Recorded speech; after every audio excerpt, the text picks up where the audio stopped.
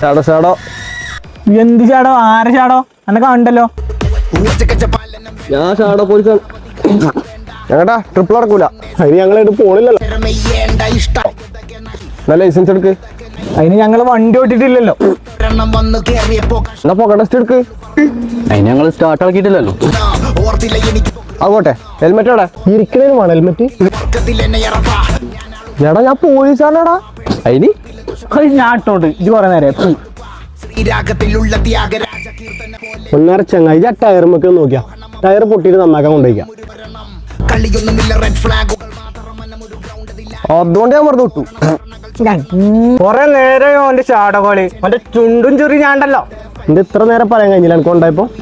അതിനും പോലീസല്ലേ? പോലീസല്ല ഷാഡോ.